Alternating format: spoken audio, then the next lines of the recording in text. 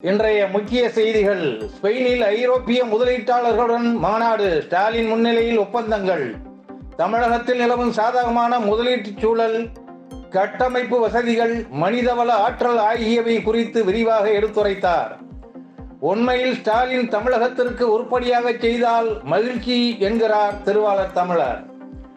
குடியரசுத் தலைவர் உரையுடன் நாடாளுமன்றம் நாளை கூடுகிறது. பிப்ரவரி 1 இடைக்கால பட்ஜெட் தாக்கல்.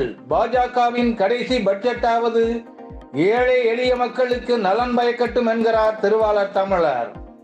செந்தில் பாலாஜி ஜாமீன் மனு மீதான உயர்நீதிமன்றத்தில் விசாரணை, காவல் 17வது முறையாக நீட்டிப்பு.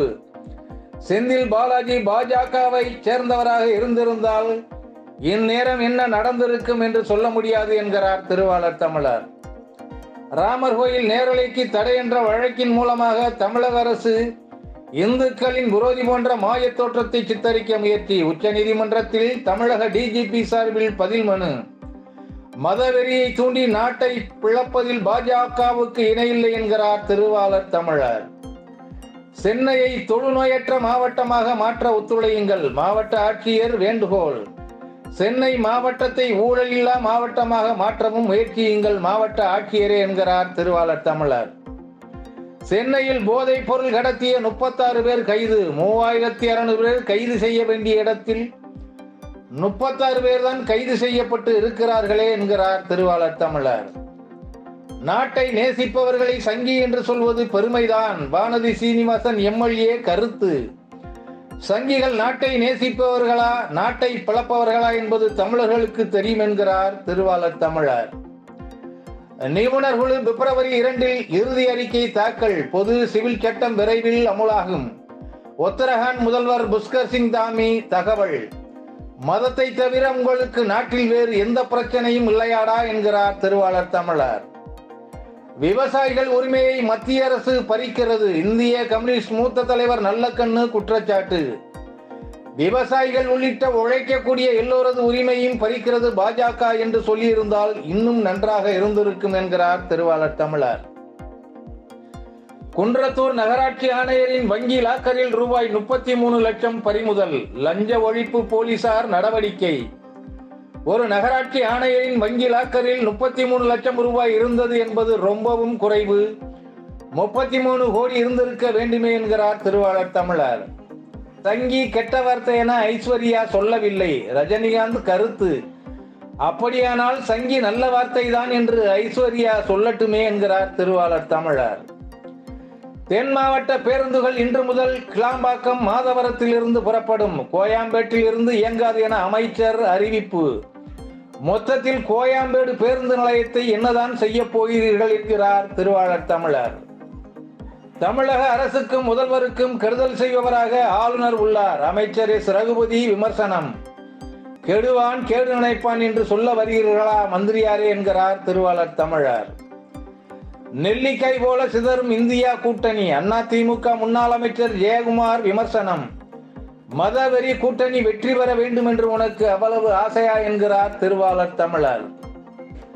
கோயம்பேடு பேருந்து நிலையத்தின் காலி இடத்தை லூலுமால் அமைக்க தரப்போவதாக வதந்தி. ஆதாரமற்ற தகவலை பரப்புவது குற்றம் என அரசு விளக்கம். அப்படியானால் என்ன செய்ய போகிறீர்கள் என்று சொல்லுங்கள் ஐயாமார்களே என்கிறார் திருவாளர் தமிழர். காரைக்குடி அழகப்பா பல்கலைக்கழகத்தில் நடந்த பட்டமளிப்பு விழாவில் ஆளுநர் ரவி பங்கேற்பு. உயர்கல்வித்துறை அமைச்சர் ராஜகண்ணப்பன் புறக்கணிப்பு. புறக்கணிக்கும் தைரியத்திற்காக ராஜகண்ணப்பனை பாராட்டலாம் என்கிறார் திருவாளர் தமிழர். போக்குவரத்து ஊழியர் கொலை வழக்கு. குமரி திமுக நிர்வாகி சரண். தேவாலயத்தில் கொலை செய்கின்ற கொடூர குற்றவாளிகளை இரும்பு கரம் கொண்டு ஒடுக்க வேண்டும் என்கிறார் திருவாளர் தமிழர். கொலை செய்வதில் ஒருவருக்கொருவர் போட்டா போட்டி. மதுரை திமுக நிர்வாகி கொலை, விசாரணையில் தகவல். மதுரையில் கொலை செய்வது என்பது சாதாரணமாக இருக்கிறது என்பதை இது காட்டுகிறது என்கிறார் திருவாளர் தமிழர். தாயின் இறுதிச் சடங்குக்கு கூட வராத மகன் மகள் அரசு பணியிலிருந்து நீக்கம். இடுக்கி மாவட்ட ஆட்சியர் நடவடிக்கை. தாயின் இறப்புக்கு கூட வராத மிக மோசமான பிள்ளைகளை இந்த சமூகம் உருவாக்கி கொண்டிருக்கிறது என்பது அவலத்திலும் பேரவலம் என்கிறார் திருவாளர் தமிழர். குடியுரிமை திருத்த சட்டம் ஒரு வாரத்தில் அமல். மத்திய இணையமைச்சர் சாந்தனு தாக்கூர் தகவல். இஸ்லாமியர்களை நோகடிக்காமல் பாஜகவால் அரசியல் செய்ய முடியாது என்பது எவ்வளவு பெரிய ஜனநாயக அவலம் என்கிறார் திருவாளர் தமிழர். பச்சோந்தியே தோற்கும் அளவுக்கு நிறம் மாறும் நிதிஷ். காங்கிரஸ் மூத்த தலைவர் ஜெயராம் ரமேஷ் கடும் தாக்கு. நிறம் மாறினாலும் எங்கள் திறம் மாறவில்லை என்று சொல்லப் போகிறார் நிதிஷ்குமார் என்கிறார் திருவாளர் தமிழர். கர்நாடகாவில் 108 அடி உயரத்தில் ஏற்றப்பட்ட அனுமன் கொடியை அகற்றியதால் பதட்டம். பாஜக மஜத மீது முதல்வர் சீதாராமையா குற்றச்சாட்டு. மதவெறி எனும் நஞ்சை ஊட்டி தன் கட்சியை வளர்க்கிறது பாஜக என்கிறார் திருவாளர் தமிழர். ரயில்வே வேலைக்கு நிலம் லஞ்சமாக பெற்ற வழக்கு. பாட்னா அமலாக்கத்துறை அலுவலகத்தில் லல்லு பிரசாத் யாதவ் ஆஜர். அவர் பாஜகவில் இருந்திருந்தால் இதுபோன்ற அமலாக்கத்துறை அலுவலகத்தில் ஆஜராக வேண்டி இருந்திருக்காது என்கிறார் திருவாளர் தமிழர். ஆந்திர மாநிலத்தின் கோடீஸ்வர எம்பி ஜெயதேவ் அரசியலில் இருந்து விலகினார். அரசியலில் கோடீஸ்வரரே தடுமாறுகிறாரா என்கிறார் திருவாளர் தமிழர்.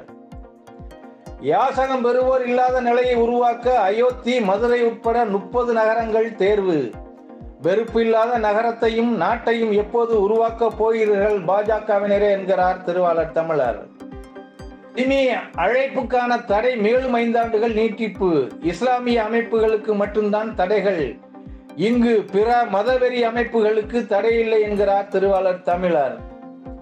மாலத்தீவு அதிபருக்கு எதிராக பதவி நீக்க தீர்மானம்.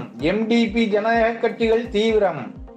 இந்தியாவின் கை இதில் இருக்கிறதா என்பது எமக்கு தெரியாது என்கிறார் திருவாளர் தமிழர். போர்ப்ஸ் உலக கோடீஸ்வரர் பட்டியலில் ஏலான் மாஸ்கை பின்தள்ளி முதலிடம் பிடித்தார் அர்னால்டு. பணக்காரர்களுக்கு இந்த உலகத்தில் கொண்டாட்டம் தான் என்கிறார் திருவாளர் தமிழர். இங்கிலாந்துக்கு எதிரான 2வது டெஸ்ட் போட்டியில் காயம் காரணமாக KL ராகுல், ஜடேஜா விலகல். கிரிக்கெட் வீரர்களுக்கு வருத்தம்தான் என்கிறார் திருவாளர் தமிழர். கேலோ இந்திய இளைஞர் விளையாட்டு 127 பதக்கங்களுடன் பட்டியலில் ஆதிக்கம் செலுத்தும் மகாராஷ்டிரா வீரர்களை பாராட்டலாம் என்கிறார் திருவாளர் தமிழர். இத்துடன் இந்த செய்திகள் நிறைவடைந்தன. இந்த வீடியோ உங்களுக்கு பிடித்திருந்தா லைக் பண்ணுங்க, ஷேர் பண்ணுங்க. நாம் அதிகம் நேசிக்கும் நம் தமிழ்நாட்டில் நேர்மை தீ பரவ உடனே சப்ஸ்கிரைப் பண்ணுங்க.